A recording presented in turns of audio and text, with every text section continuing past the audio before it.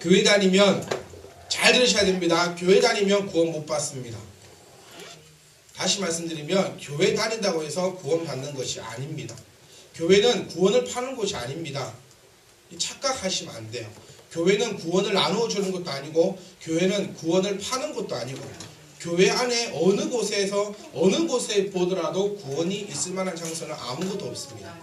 또 정확하게 얘기하면 목사는 여러분들에게 구원을 줄 만한 권한과 능력과 권세가 없는 자입니다.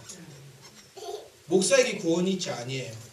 목사하고 손 한번 잡는다고 해서 구원받는 거 아니고 목사하고 이야기한다고 해서 목사하고 이야기한 데에서 구원받는 거 아니고 목사하고 아주 친하게 지난 데에서 그 사람이 구원받는 거 절대로 아니다는 사실을 우리는 기억을 하셔야 합니다. 그래서 교회 다니는 자가 되지 말고 예수 그리스도를 믿는 자가 될 수 있기를 주의 이름으로 간절히 축원합니다. 교회는 어떤 곳이냐?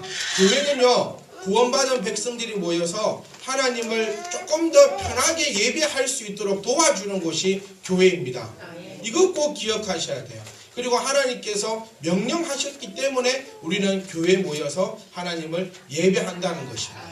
하나님께서 만약에 너희 그냥 예수 믿는 사람들 집에서 각자 알아서 예배 드려라 이렇게 했으면 우리는 그냥 집에서 각자 알아서 예배를 드리면 된다는 것입니다. 하나님께서 우리에게 명령하신 것이 너희는 온전한 마음으로 모이기를 힘쓰고 함께 모여서 떡을 떼며 하나님을 찬미해라. 두세 사람이 모인 곳에 내 이름으로 모인 곳에는 내가 그와 함께 할 테니까 너희는 하나님 전에 모여서 너희가 하나님을 예배하라고 했기 때문에 우리가 모이는 것뿐이라는 것입니다.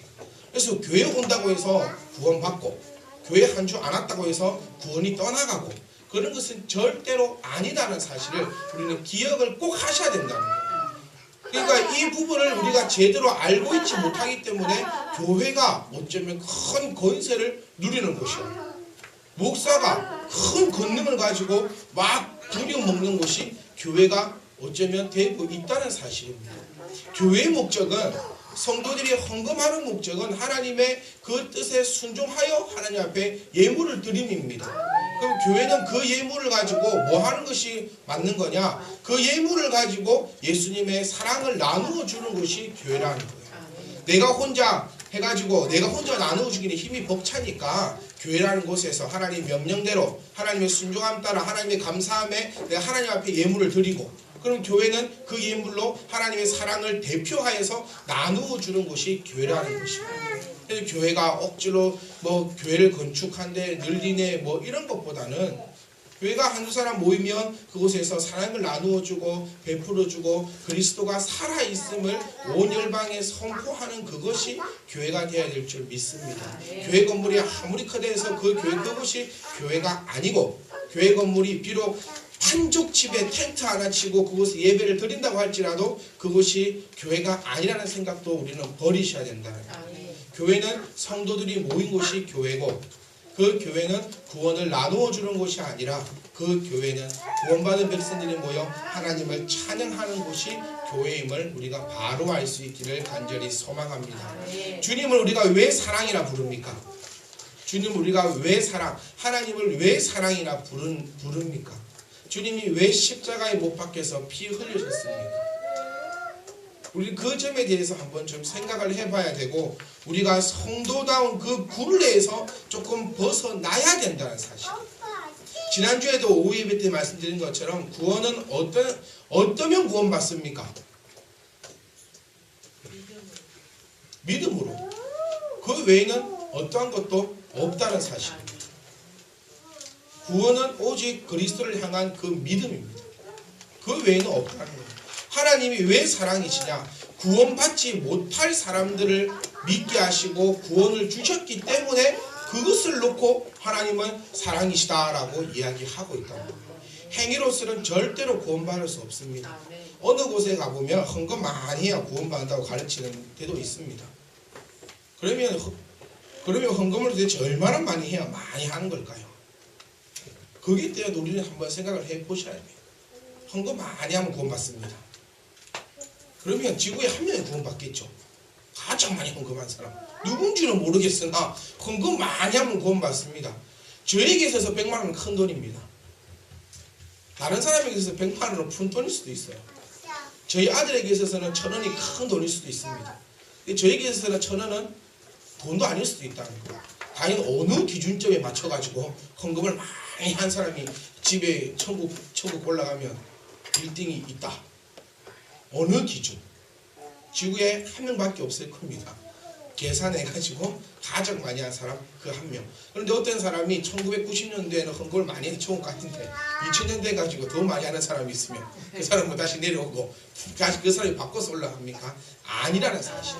행위로는 절대로 의인이라 칭함받을 자가 한 명도 없다라고 주님께서 분명히 말씀하시고, 구원받을 자는 오직 예수 그리스도의 믿음밖에 없고 구원은 그저 주시는 선물이라는 사실을 우리는 꼭 기억할 수 있기를 간절히 소망합니다.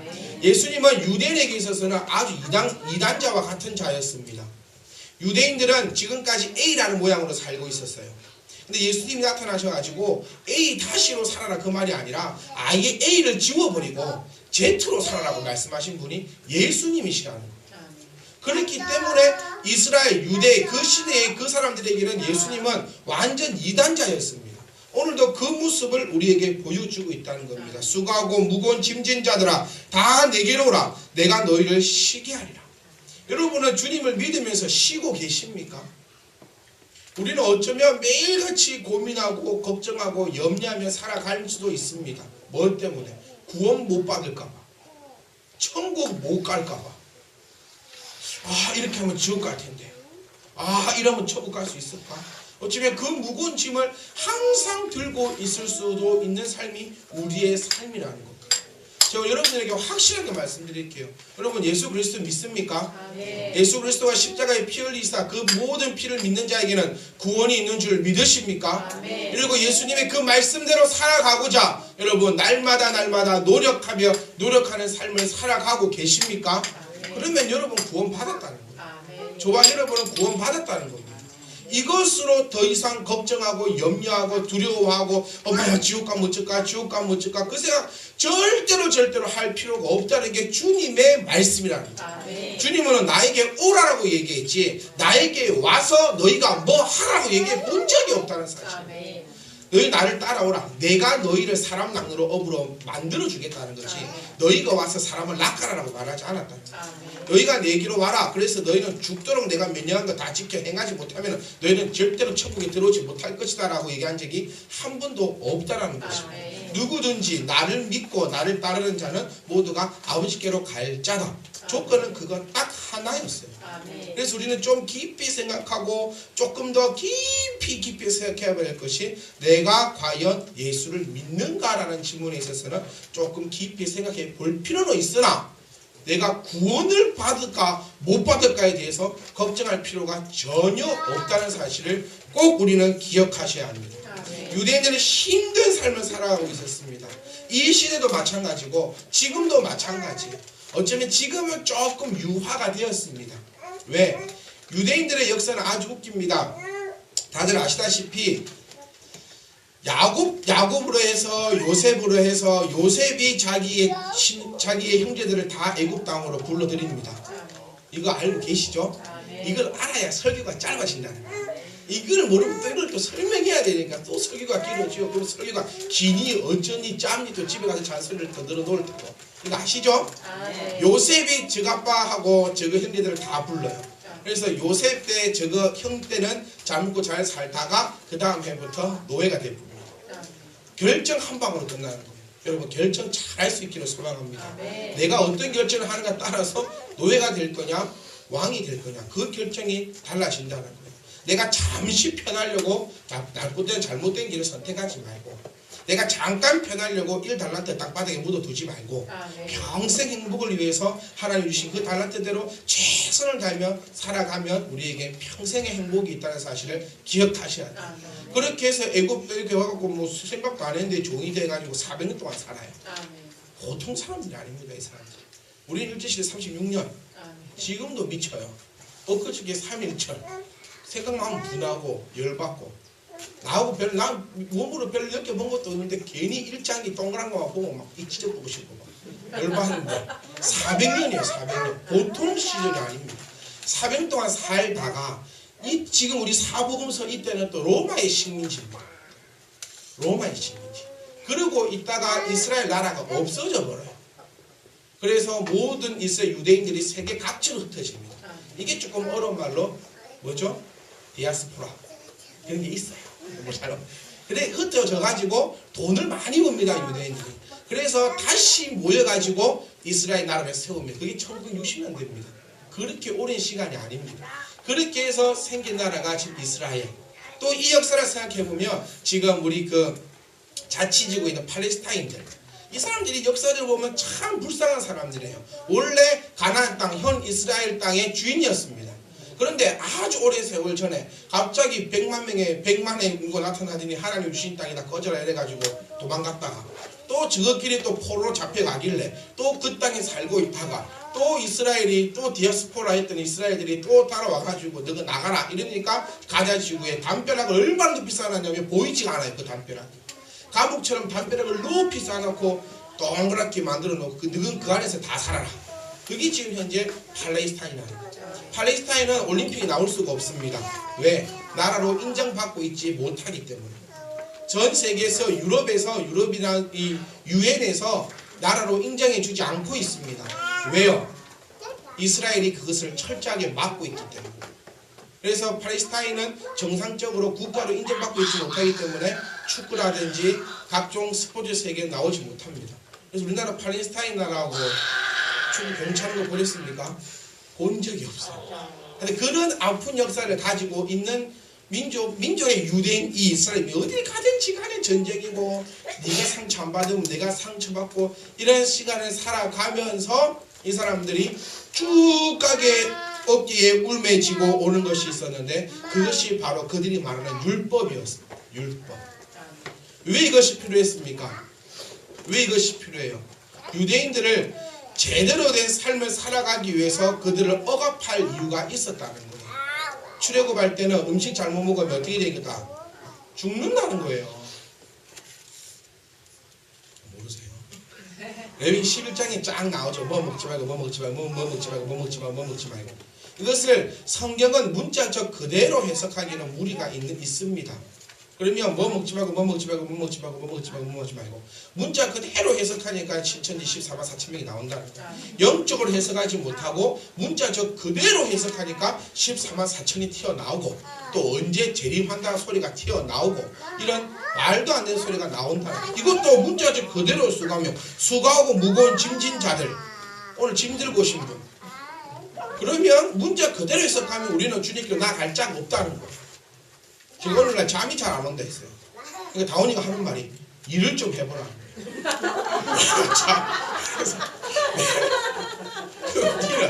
니는 내가 일을 안 해서 잠이 안 온다고 생각하냐. 자기는 잠이 잘 온다는 거예요. 왜?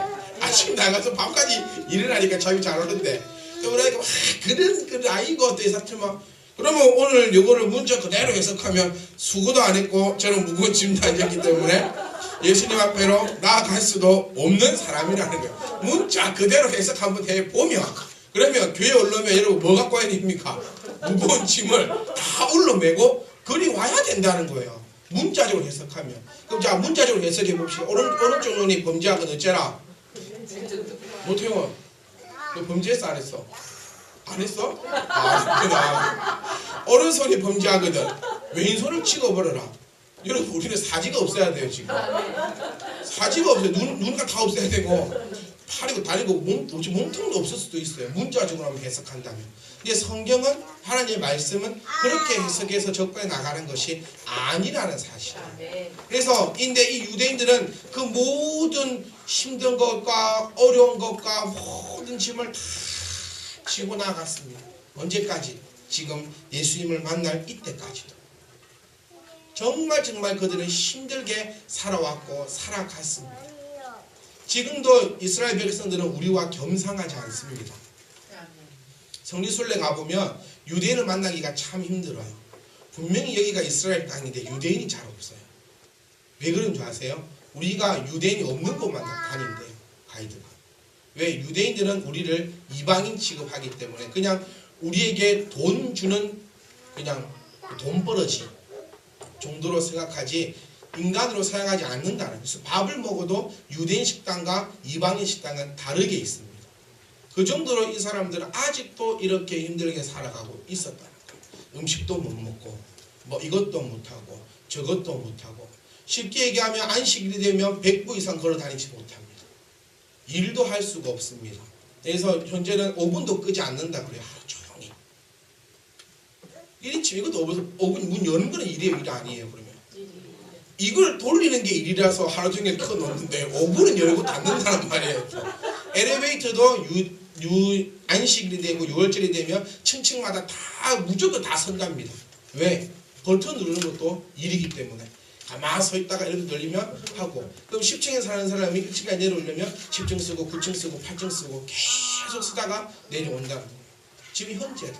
그런데 이 시대 때는 얼마나 그렇게 했냐고. 주님은 그런 자들 향해서 이야기합니다. 수고하고 무거운 짐진 너희들아, 다 내게로 온다. 첫 번째 정확한 성경적 의미는 그 의미입니다. 예수님께서 유대인을 향하여서 말씀하신 정말 첫 번째 의도는 그 의도라는 거예요. 율법에 의해서, 또 이거에 의해서, 균례에 의해서, 규례에 의해서 지금 너희가 얼마나 힘든 삶을 살아가고 있느냐. 그런 자들 다 내게로. 왜? 나는 마음이 온유하고 겸손하니 나의 멍에를 메고 내게서 배우라. 그리하면 너의 마음이 쉼을 얻으리니 이는 내 명예는 쉽고 내 짐은 가볍다. 이게 무슨 말입니까? 예수 그리스도만 믿으면 구원 받으니 너는 더 이상 그만해라. 그러니까 유대인들에 의해서는 A를 지우고 Z로 다시 써라. 그러니 유대인들이 주님을 따라갈 수가 없었다는 거예요. 왜? 그들의 자존심, 그들의 생각, 그들의 규례, 그들의 모든 것을 다 버리기에는 너무나 아까웠다. 제가 오늘 아침 제 와이프에게 하나의 사진을 보내었습니다. 내가 한 발 올라갈 테니 너는 한 발 내려가라. 그래서 함께 편지에서 자. 제가 이 말도 보내고 싶었어요. 그런데 우리 계단에 참 많구나. 한 내려와서 되는 게 아니고 니는 많이 내려오고 나도 많이 올라가다 보면 언젠가는 만나겠나, 이 말을 보내고 싶었으나 또 아침부터 또 서로 기분 나쁘니까 그냥 그것으로 끝을 냈는데, 올라가고 내려가기가 왜 힘듭니까? 내 자존심 때문에 너무 힘들다는 거예요. 내 아내와 내 남편과 왜 힘듭니까? 왜 못 맞춰줍니까? 나만 손해보는 것 같으니까. 내 자존심이 허락하지 않는다는 거예요. 그러니까 맨날 무거운 짐 짊어지고 있습니다. 집에 가면 여러분 편안하십니까? 그럼 수고하고 무거운 짐을 다 벗어버린 분들입니다. 근데 집에만 가면 이놈의 새끼들만 보면 가슴이 답답하죠. 이게 무겁고 수고한 짐을 주님이 오늘도 말씀하시기를 내게로만 오라는 거예요. 우리가 해야 될 것은 주님께로 가면 됩니다. 그 이상 그 이하도 없다는 거예요. 가기 위해서는 어떻게 하면 됩니까? 버려야 됩니다. 유대인들은 그래서 못 갑니다. 주님 앞에 그래서 못 다가갔다는 거예요. 주님을 이 사람들도 느낍니다. 주님의 십자가에 못 박혔다가 팍 하고 휘장이 팍 찢어지고 팍 할 때 팍 얘기했던 게, 그가 정말 하나님의 아들이었다. 그래도 알면서도 못 바뀝니다. 왜? 내 이 자존심과 내가 지금까지 살아왔던 모든 것을 다 버려야 되기 때문에 그것이 쉽지가 않다는 거예요. 유대인들에게, 우리들에게 주님께서 오늘도 하시는 말씀이 수고하고 무거운 짐진 자들아 다 내게로 오라. 안 오면 안 됩니다. 안 가면 안 돼요. 우리가 정말 제가 항상 인용하는 말씀이잖아요. 여호와는 나의 목자시니 내게 부족함이 없으시다. 그가 나를 푸른 초장에 누이시며 실만한 물가로 인도하시리로다.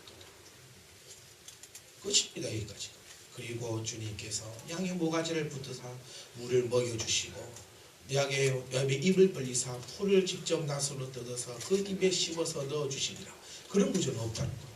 주님께서는 푸른 초장과 맑은 실의 물가로 우리를 인도해 주시는 것입니다. 그럼 물을 먹고 안 먹거든? 내가 먹고 안 먹어. 풀이 아무리 많은 마음이니까 안 뜯어 먹는데. 풀이 아무리 많은 거예요. 네? 물이 아무리 맑고 천대 읽었으면 뭐합니까?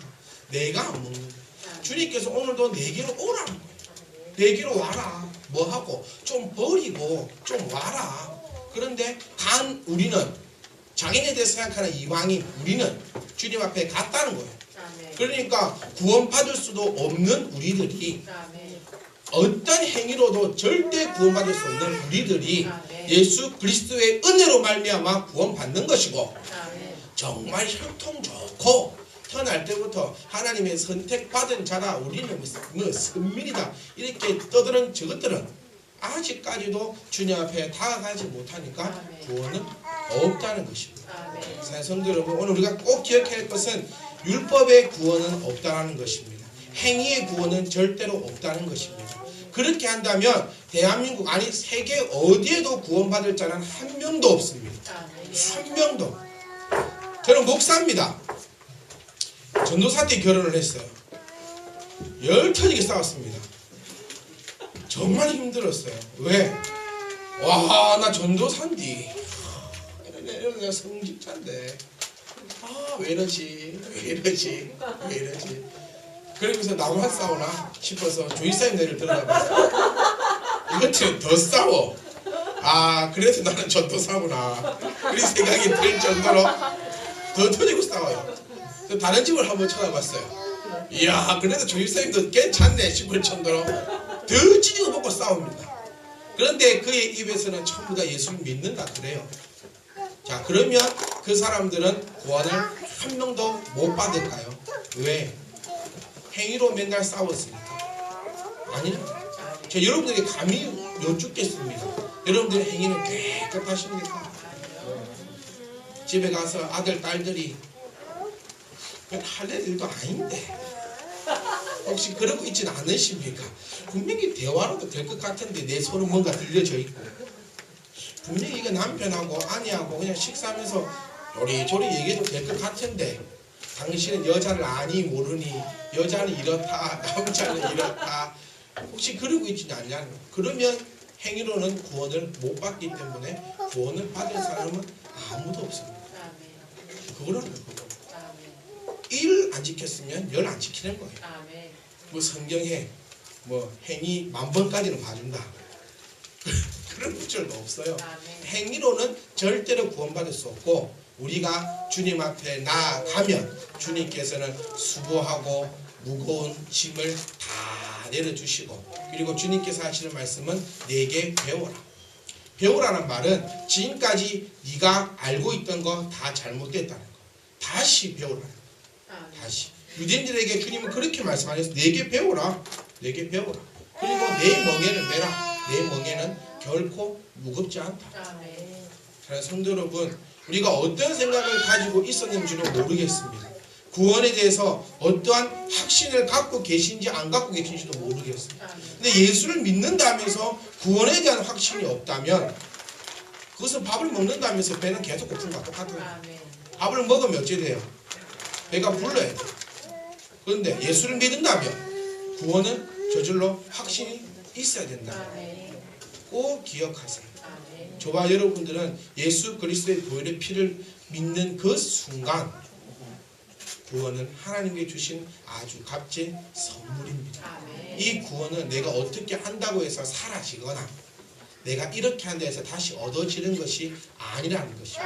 내가 오늘 나쁜 짓을 한번 해서 구원이 날아갔다가 그럼 내일 또 착한 일 한번 하면 구원이 들어오고 그런 것 절대로 아니고 내가 나를 부인하고 예수 그리스도를 내 구주로 영접함과 동시에 구원은 나에게 다가오는 선물이고 구원받은 백성으로서 하나님의 말씀을 당연히 듣고 익혀서 그 말씀대로 살아가는 것은 당연한 그리스도의 삶이다.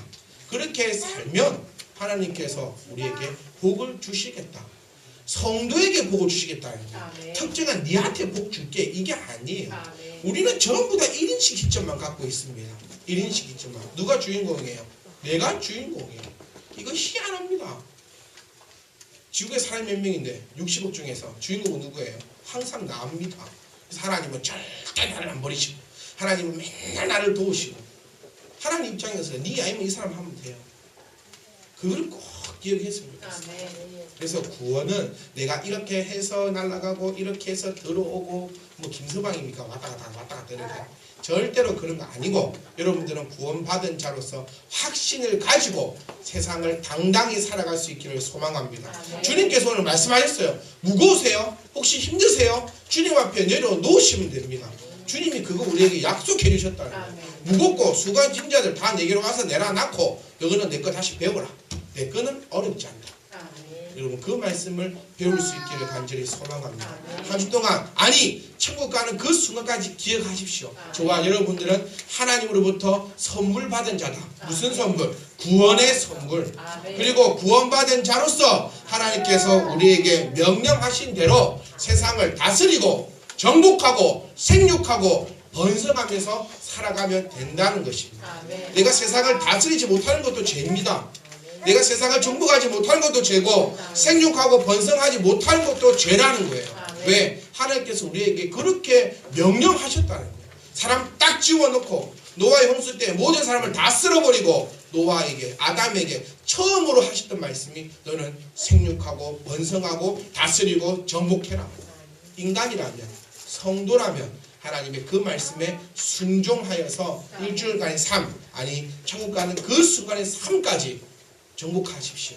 다스리고 생육하고 번성할 수 있기를 간절히 소망합니다. 왜? 우리는 구원받은 백성이기 때문에 더 이상 수고하고 무거운 짐을 지고 끙끙대지 말아요. 아 구원받을까 구원 못 받을까 끙끙대지 말고 주님 앞에 우리는 나아갔습니다.